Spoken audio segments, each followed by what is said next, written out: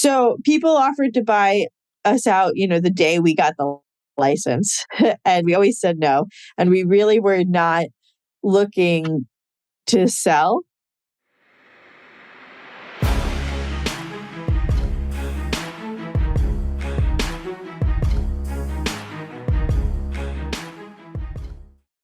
What's up, guys? Welcome back to another episode of The Dime. I'm Brian Fields, and with me, as always, is Kellen Finney. And this week, we've got a very special guest, Hillary Peckham, COO of Etain Health. Hillary, thanks for taking the time. How are you doing today? I'm doing great. Thank you for having me. I'm excited to dive in. Kellen, how are you doing? I'm doing really good, Brian. I'm excited to talk to Hillary, learn a little bit more about the New York cannabis market. And how are you doing, Brian? I'm doing well. I'm excited to talk to Hillary and talk about New York. So, Hillary, just for the record, your location, please. So our offices are in Westchester County, but we have 4 dispensaries and retail locations throughout the state of New York. There it is, Kellen. Let the record state another New Yorker for us. So, Hillary, for our listeners that are unfamiliar about you, can you give a little background about yourself? Yep. So I'm the Chief Operating Officer of Etain LLC. I'm also one of the founders. So my sister, and I started entering the cannabis industry in 2014 when New York State first passed the Compassionate Care Act. And we started looking at what the opportunities were. And we were really compelled to enter the medical cannabis industry in New York because it's our home, but also because we had firsthand experience of how palliative and end-of-life care can be mismanaged, and then for myself, how pain can be mismanaged, and wanted to be able to provide a better quality of life to patients, especially local ones that are in our communities. And so we were awarded a license, one of 5 licenses in the state in 2015, and we opened our stores about 6 months after that, and we've been part of the medical cannabis industry here in New York for 7 years. And we have a vertically integrated operation, which I oversee. So we cultivate, we manufacture, and we retail and distribute all of our products throughout the state. I love it. I'm excited to dive into all those specifics, but I guess I got to stay with the first question. Earlier on, I read a story that said you had a little hesitation about joining up and kind of entering the space. Can you kind of share a little bit about that story? Well, that's twofold, right? Because, not only was it entering the cannabis industry, which really was not something that was in my purview. I had studied piano in college. My sister studied ceramics. And this was not something that we really participated in or like that. And it was until I learned about all these anecdotal stories of people having sort of life-changing outcomes from using cannabis that I got on board. But it's also a family business, right? So that comes with its own challenges. So I was like, do I really want to go into business with my mom? And I'm so glad that I did for all of the reasons. Beyond the family part, I really enjoy watching and working with my mom. But the opportunity to provide care and compassion to people in New York has been sort of unparalleled for me. Was there like a single moment once you got the ball rolling that you were like, all of my worries were for nothing? Was there like a moment that you can remember? My mom and I had kind of spoken about doing this, and she was a little non-committal, but I could tell she really wanted to do it. And finally I said, listen, if we're going to do it, we're going to do this to win. And she said, okay.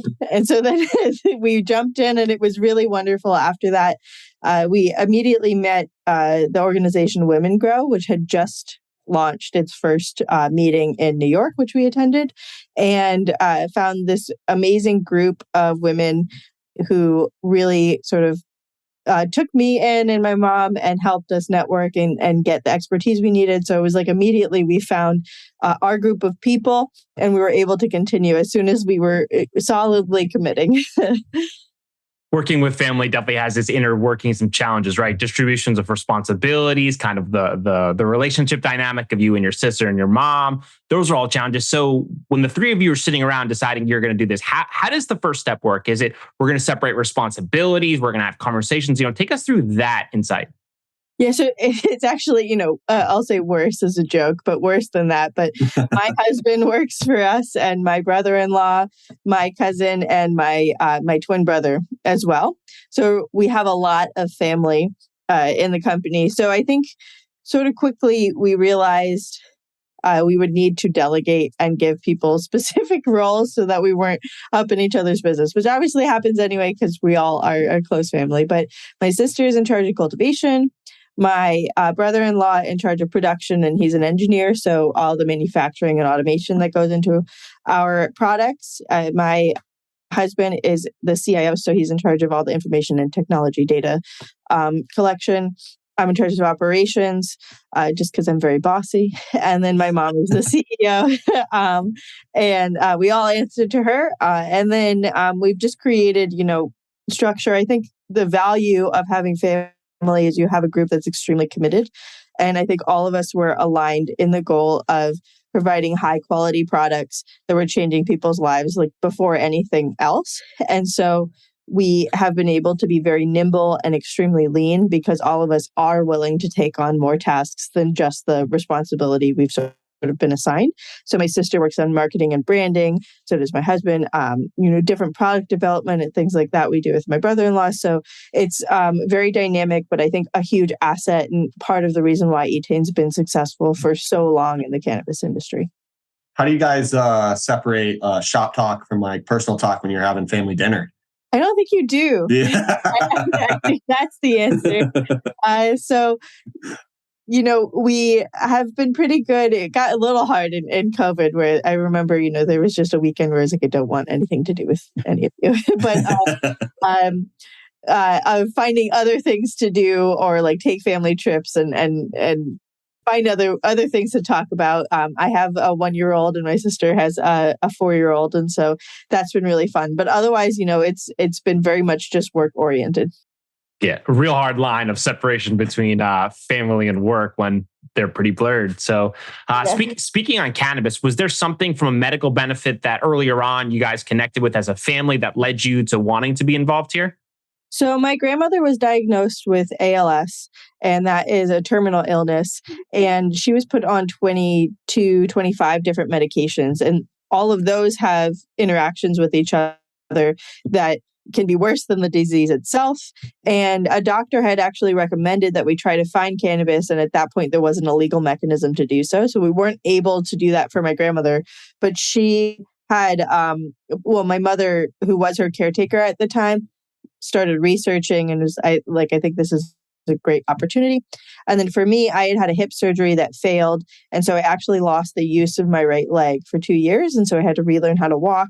And I personally saw how pain is mismanaged. So I was in college at the time. And the only thing that I could be given was really Adderall and Percocet to try and get through my day, which is really not providing me quality of life. And so I became very anti-pain medication and seeing the opportunities that this provided primarily long-term pain patients for relief, just sleeping at night and those kind of things was something that really captured my attention. And so we went into it having had these personal experiences, and then we have another family business. So literally all we do talk about is family business. It's one or the other. And that has a lot of industrial property. And originally we thought it could be sort of an alignment through the two companies, but it was because of cannabis laws and banking and everything, we had to fully segregate them. But we thought we could use the underutilized property that we owned and we could operate a cannabis business. It very quickly diverged from there, but with those synergies, that's sort of how we set off on our path. You said that you originally, when you were speaking with the doctor, they told you to kind of go seek out cannabis, but there wasn't any available. What was that search like once the doctor was like, hey, there might be this plant that could help? And you're like, well, where do I get it? So I think my mom asked my littlest brother for help. And it's really not something that has been part of my family's culture. So we were no help to my mother. We were kind of stuck. I think Connecticut had a medical program at that point that had just gotten up and running. But my grandmother was very concerned with the federal illegality and things like that. And eventually, when the opportunity was we could do this for you, she declined because she wasn't willing to try something new, which I understood at that point. She was trying all sorts of different medications. Yeah. Was there doubt that you'd win the license? So I think that there was doubt from everybody else, but I was very sure that we were a good candidate throughout it, which now I'm looking back and I'm like, I was very bullish on that. You should be. Yeah. There were, I think, 42 applications. We were the only family owned and the only women owned applicant. And we really tried to prioritize communities that we know and to have a geographic diversity within our dispensary locations. I thought we had a really good team and we were able to execute once we got the license. So I knew that we would be able to do that. And so I didn't have any doubts, but definitely there were a lot of people who, especially I look very young. So I looked like at that point, it was, forever ago, I looked like I was 12. So a lot of people just really questioning why I was doing this or how we could possibly get a license, but it worked out. So the day you guys got the license, what was that? Walk us through those feelings. Was it like a celebration? Was it like, hey, let's get to work? How did that transpire? So one of the people who definitely didn't think we were going to get a license was my dad. And so I was actually at their house when we were awarded the license. And we didn't have corporate offices or anything because it was just me, my mom, my sister, and like two other people. And we would just work out of my parents' house. And so that was our corporate address. And so all these news trucks rolled up thinking that their house was where we were going to be growing all of the cannabis. And we live in like a pretty affluent and conservative neighborhood in Westchester. So that was not the messaging that we had really wanted. I also had been waiting for weeks for this announcement to come out. So we actually were hiding like under the windows. So the news trucks wouldn't see us, and our neighbor came over and told them that we weren't home and sent them off. So that was sort of how we kicked off the morning, and then we had a family dinner and celebration that evening. Yeah, and then my understanding of you is you're an action-oriented person, so I'm sure everyone got a list of responsibilities needed to execute over the upcoming weeks. So that afternoon, we actually started construction on our manufacturing facility. We kicked it off. Yeah. So take us through like how that is. So you have some assumptions going in, you're thinking one thing, you get the license. Now you start to think is what's a challenge that you didn't foresee happening that kind of took you along the way that looking back, you're like, that definitely was a lot harder than I thought it going in. So I think that the application was so detailed that you had to basically build a business before it existed. And that gave a lot of benefit because you knew exactly what to do, but it's a whole different reality when you're under a very tight timeline. So we were given by law 180 days to get fully operational, which meant growing all your plants. At that point, only extracts were allowed. So you had to extract it. You had to create your products under standards that did not exist in the industry. So there were pharmaceutical standards, testing methods that were being created like as you were getting up and running. And you also had to be working on your retail locations, which meant signing leases, renovating, getting all the security requirements up and running and getting those going. So it was a huge undertaking. And the time was really the main hurdle. And there's a huge difference between putting it on paper and then actually doing it. And so I think what we found, especially back then, was a lot of people claimed they had expertise that was not real. And so we just had to figure out how to do it on our own. And I don't think that much has changed today in the industry, unfortunately. And so we had a lot of sort of missteps figuring it out on our own or trusting people, especially back then when there weren't references or anything like that. But we all figured it out. I definitely was like sleeping in our manufacturing facility overnight because we were only getting a few hours of sleep towards the end of the time frame there. But it was, looking back on it, I look back on that time very fondly because it was, a very core group of people that many of them are still with us today. It was very family oriented and we were all just figuring it out together as a team. And then meeting that goal of getting operational was really wonderful to do together with them. Yeah, I mean, it's the typical kind of startup story where you're just working as hard as you can and putting as much time in as will allow and just to be successful or just have the opportunity. So what was kind of some of the conversations that happened internally when New York passed rec?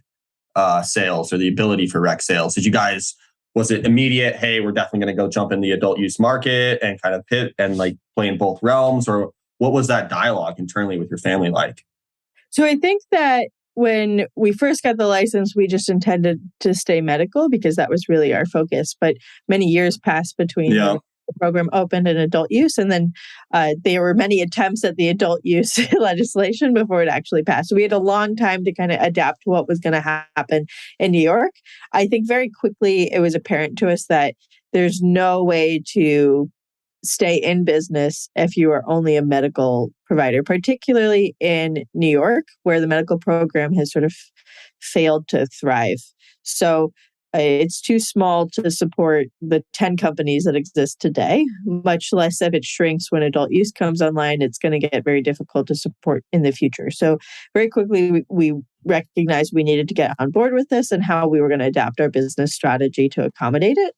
And so we've always been very supportive. And additionally, the way that I have always seen the Etain brand is more of like a health and wellness product than a pharmaceutical. And I think the family agreed with me with that, and that entering the adult use industry allows greater access to people who are using cannabis for betterment of their lives.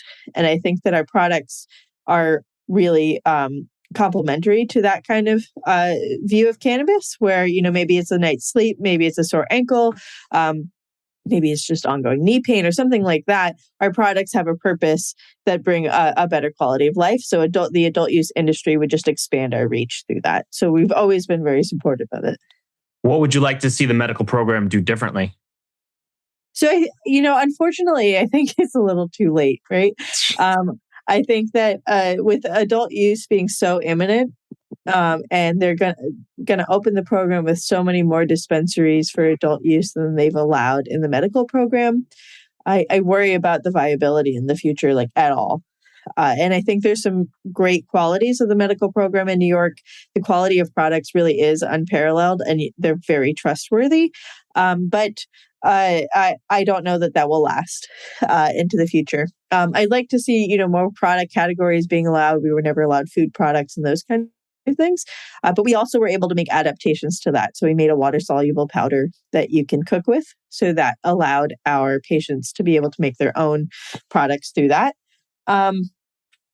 But I'm not sure, at this point, I think really bringing greater awareness to the fact that the medical program exists, that for people who are looking at this as a medical treatment, the program is exceptional. You get access to pharmacists and doctors who can help you and guide you holistically, both with traditional pharmaceutical medication and cannabis to give and treat whatever you're sort of ailing from. But I'm not sure that there's much to do at this point. I think what's really going to be imperative to making sure that the medical program lasts is allowing medical products to be sold out of all dispensaries, which includes the new ones coming online for adult use, and allowing the current operators early entry into the adult use program to make sure that we have enough revenue to sustain both sort of segments of the business. I'm glad you brought up the powder. I am a medical patient and I am a frequent powder user from Etain Health. So I'm excited to ask you this question. What is the go-to combination or food mechanism for the powder? Oh, it's actually probably not what you think it is. It's just tea. A lot of people really like to mix it in tea or coffee. So my sister, though, if you go and check out our Instagram, she has a lot of different baking recipes. She's an amazing cook. I'm hopeless, so she does all of the content there. So people have gotten extremely creative. She does like a whipped cream and things like that are really amazing. But it mixes so easily in a liquid that for most of our patients who are over 40, over 50, it's very, very familiar to them to use it that way. Is it your favorite product? The powder, the lozenges are really, really tasty. So the lozenges. The lozenges are tasty. I put the powder in my ice cream. I'd highly recommend that because it is delicious. My wife calls it my smiling ice cream because after it, I am certainly smiling. Excellent. We launched a new vaporizer, the Motif Pen. And that is our most popular product. I think we really tried to hone in on the temperatures and ease of use of the device. And so that's really taken off, and that's our best seller by far. When New York consumers are walking into a dispensary for the first time, is there certain products you think are a good fit for a first timer who's kind of getting their feet wet versus more that are more experienced products? Do you have any recommendations for them? So I think when we created sort of our whole scope and family of products, we tried to keep in mind that there's going to be a range of experiences that patients have had when they walk in the door. So our products are highly potent. So if you were to buy a tincture, it's dosed by a drop, not by like a huge milliliter or anything like that. So we're easily able to titrate our products sort of up and down. I would recommend something like a powder or a tincture where you can easily dose it, as opposed to, say, a capsule where there's just a fixed dose per capsule. But what we are also able to target with our products is sort of fast and long-term relief. So a vaporizer would give you very quick, rapid onset relief, and a capsule would give you a much more delayed onset, but a longer lasting experience. And so what we do with the pharmacists and the doctors is we create a program that gives you the most opportunity to have success throughout your day, depending on also your experience. So the more you use cannabis, the more you're going to be able to take a higher dose or need a higher dose. When you guys bring a new product to market, is it kind of like launch it in every store and see how it does? Or do you guys use one retail location as kind of like your beta testing platform to see how those products do? So we launch it in all of our stores. There's a huge threshold for getting a new product to market. So we generally launch it everywhere. Right now, what we are doing is launching a new strain because flowers allow it. So we're launching a new strain every month. What is we it? Also just What's this month's strain? You caught me off guard here. But we've been doing one or two every month. Usually, we have 4 approved ratios of THC and CBD, which is how this is dosed. So we do sort of all of those, and then we just launched pre-rolls.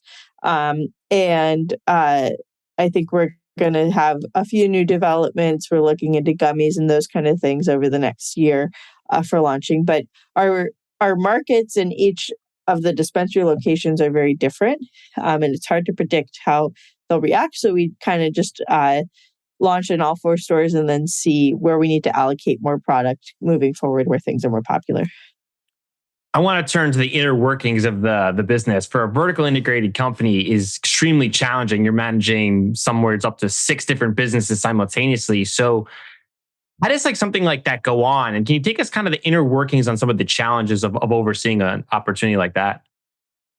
So I think right now the biggest challenge is the changes that are upcoming and the unknown. But really, the main focus is on regulatory compliance. And so that really dictates everything that we do. And so you have to make sure that not only are you following the state regulation, but you've got like OSHA workplace safety recommendations, you've got the federal CGMP regulations for how to handle food products and pharmaceuticals. And so those really are sort of the main core foundation of how we function. And it's with sort of the mindset of compliance. But you do have to learn everything. And then now we're getting big enough that it's nice to have people who can just specialize in certain areas, but you're going to have to be able to oversee everything through to sale. Each segment of the business very much is its own sort of unit. And requires a different mastery of expertise. And so that's where it came in handy that we had those expertise sort of within my family. But if you don't have a compliance mindset, particularly in New York, but in the cannabis industry, I just don't think you'll be successful. Is there one section of the supply chain that is a little more, causes more headaches from a compliance perspective than other sections? I don't think so. They're all equally headaches. They're all very different. So they all present different challenges. Sort of at retail, you have no idea what you're going to get, like the people that walk in the store.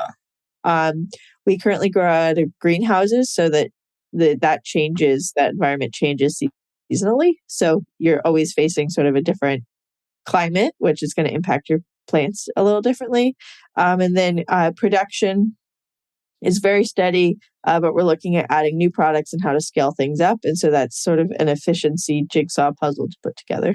I was going to say, it's got to be pretty simple with being vertically integrated. Not simple, maybe that's the wrong word, but being vertically integrated provides the opportunity to optimize the flow of material, right? And instead of like having to manifest stuff within the track and trace software, you're able to kind of just keep it all in-house. Is that?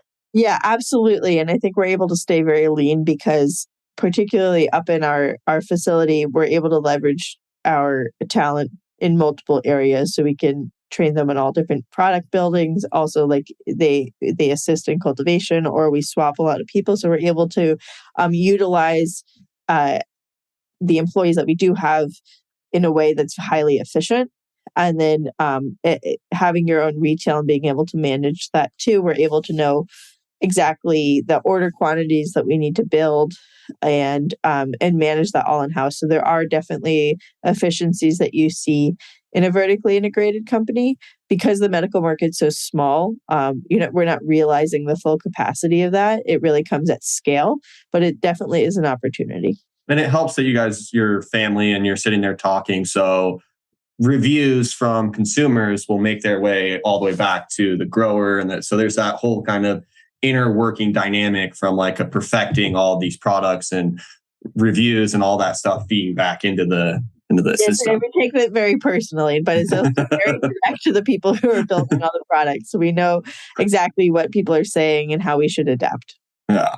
That's always strong, and never get consumer feedback on what is working and, more importantly, what needs to change, because those reviews are really critical in helping you, navigate that path forward, especially the unknown ones, but in cannabis. Absolutely. And so we're able to take, feedback that we get at the store and then directly use that in our manufacturing and cultivation processes and make changes to make sure that it's what the customer wants. And so that's something that I think is really unique and something we take very seriously. Sometimes it's just hard to hear it from your sibling. Well, if it's from a sibling, from a customer, it's taken very seriously. Mom's got a favorite daughter. Is that what you're angling at? Never. Oh. So let's continue on the partnership with Riv Capital. Take us through that conversation. When did that start, and how long does something like that start from like an early conversation to signing paperwork?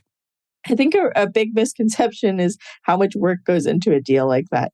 I definitely didn't know. And especially being a small scale, a very lean operator, the amount of bandwidth to do that was really intense for us. It also kind of dovetailed. I literally had my daughter as we kicked it off. But we saw the adult use industry coming. They had just passed the MRTA, and we knew that in order to leverage the full capacity of our license and the opportunity that this license provided, we needed to find a partner. Additionally, New York is discussing a very high entry fee for our category of license into the adult use industry. And we couldn't do both that huge fee and scale our business appropriately. So we knew we needed to take on a capital partner. Debt is very expensive in the cannabis industry. So that wasn't something that we were inclined towards. So we kicked off the process. We started sort of looking at a financial advisory firm and a bank around June of last year. We kicked off the process in September, October. And then we signed April 1st, basically. And so we went through multiple rounds of trying to find the right partner. And we landed on Riv Capital. And part of the opportunity there is they're a very young company as well. And this is their first foray into a plant touching business and direct operations. And so we're able to really use this as a partnership to expand the Etain brand and hopefully get that to expand nationally together. And so for us, where we really, really care about the brand, the products, and the quality, to be able to continue on past this deal and continue to sort of see our vision come to life was a huge opportunity and something that we really valued.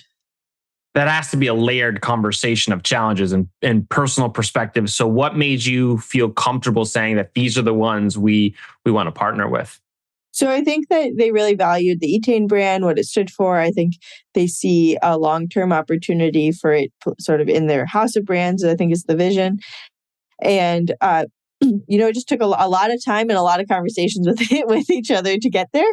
And it definitely was complicated and a very long deal process, but it was one where, we knew this was the partner, we knew we needed a partner, and that this would give us the biggest opportunity to continue forward with the what we had already built and to expand on that. Before that, you started looking for partners. Were there other people who had approached you for a similar partnership prior, before you had started processing the need for taking on additional capital? So people offered to buy us out, the day we got the license, and we always said no. And we really were not looking to sell. It really became a function of necessity, knowing that New York was discussing up to a $20 million licensing fee just to get into the adult use industry. And that number, I think they've walked away from it, but it's taken almost 2 years for them to walk away from that number. So it really wasn't something we needed to do until we had those kind of details. And so we really turned everybody away up until the point when we were like, okay, if we're going to do this, we'll control it and have our own narrative to it.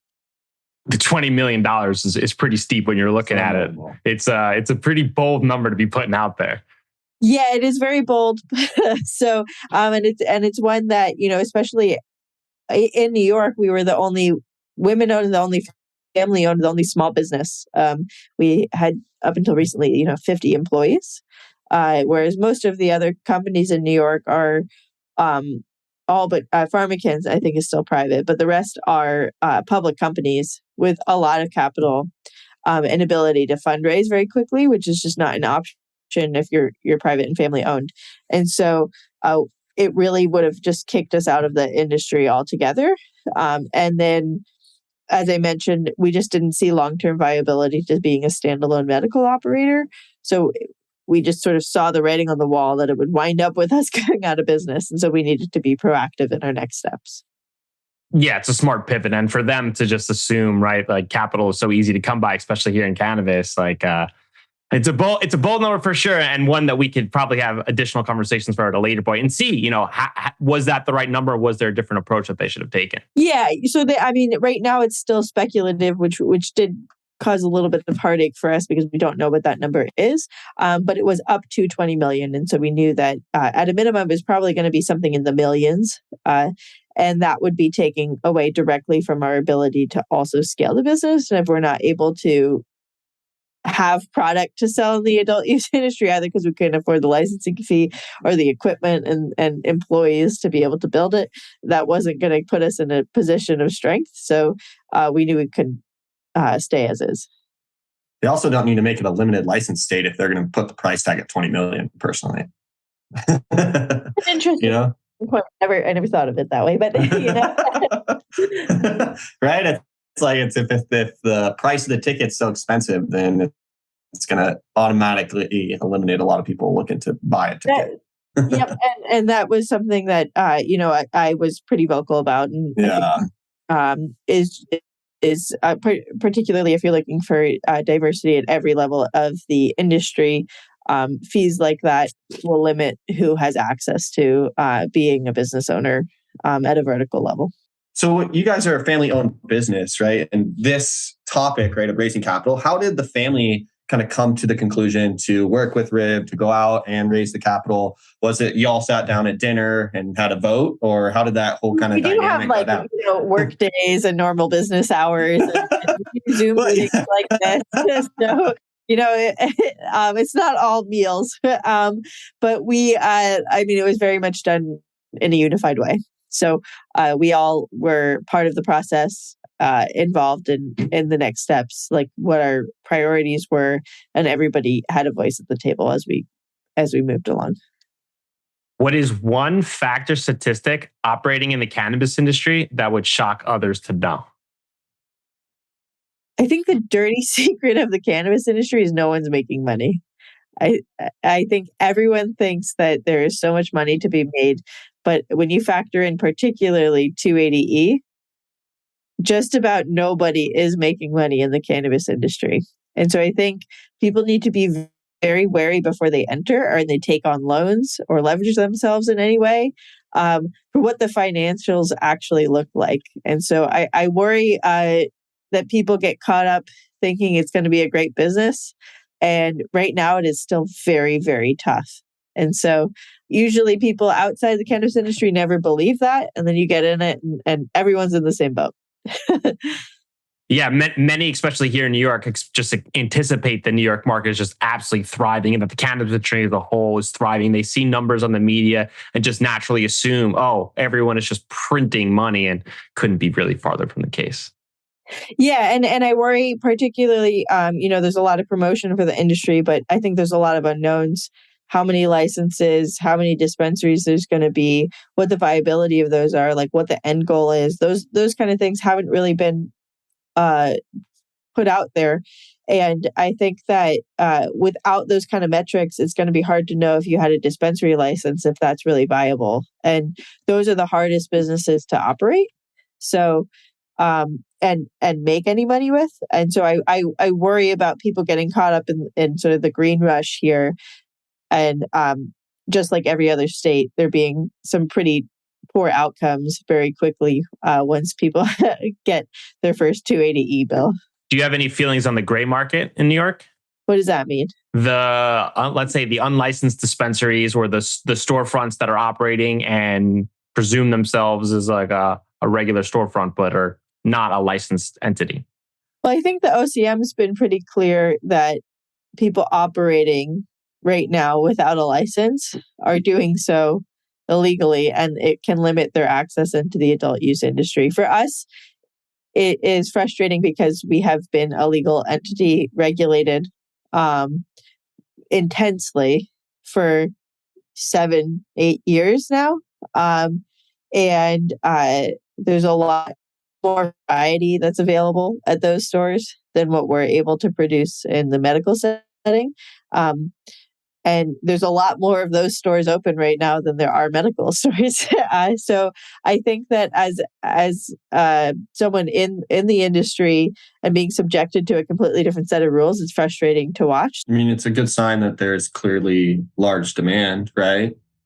I don't think anyone ever questioned demand. I was just trying to sugarcoat it because it is it's a really negative situation for someone that's operating under the way you're supposed to do it. And you see all these other entities just kind of cutting corners, no taxes, no license fees. They probably aren't worried about 280E. No, I'm sure they're not. They're having a great day. And I think that without, right now we're waiting on regulations and what our next steps are. Also, without knowing our next steps as a business, it's very hard to understand where we're going to go and how we could eventually compete with these entities. When you started your journey in the cannabis space, what did you get right? And most importantly, what did you get wrong? I think we've changed just about everything from where we started and where we are now. So I think that being very nimble is what we got right. And then I don't see an issue with sort of getting everything wrong as long as you're willing to change it. So I think we got everything wrong, but we've been able to adapt to make sure that we are making those changes very quickly and as the market demands them.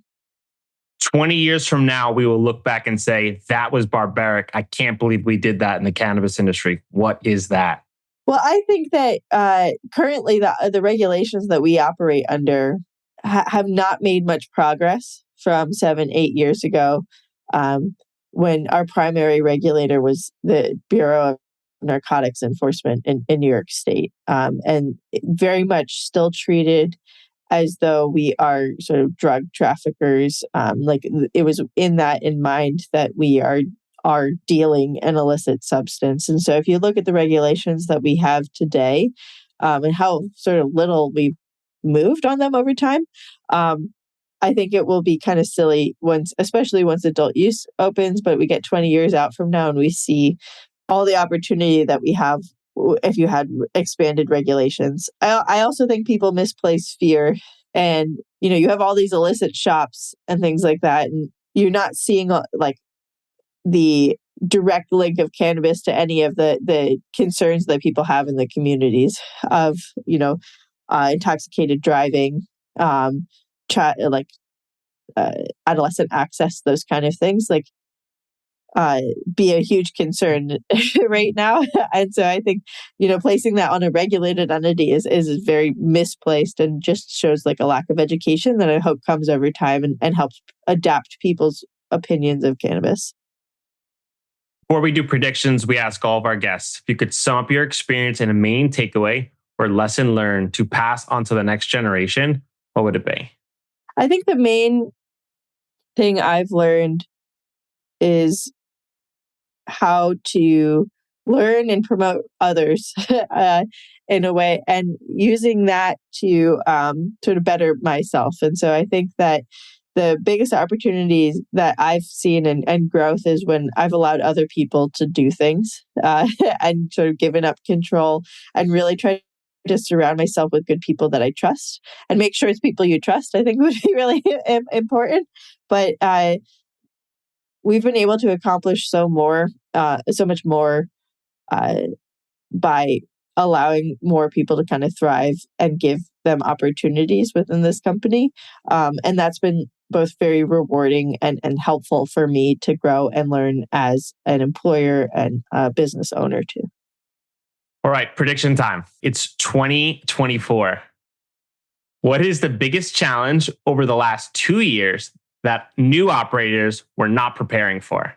I mean, you look at Michigan, for instance, everyone built these businesses based on current market values for certain product SKUs, right? And they have it in their spreadsheet, and they went and raised money off of that. And everything's predicated on that price point typically. And then they get into it 6, 8, 12 months, and all of a sudden the price point drops significant over that time period. You don't see this in any other industry in terms of the amount of price compression that occurs, right? And how quickly it occurs too. I think it takes a lot of business owners it just shocks them, right?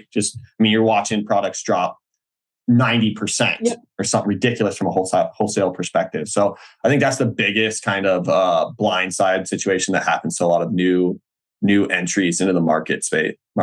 What do you think, Brian?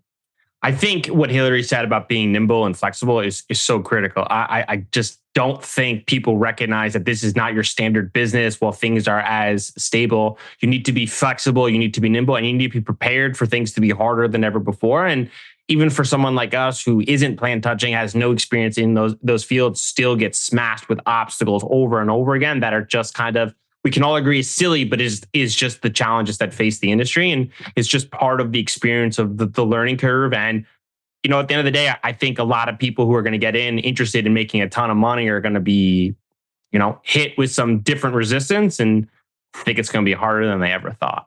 So Hillary, for our listeners, they want to get in touch, they want to buy Etain's product. Where can they find you? You can find us all over. So we have an Instagram page, Twitter. Our website is just www.etainhealth.com.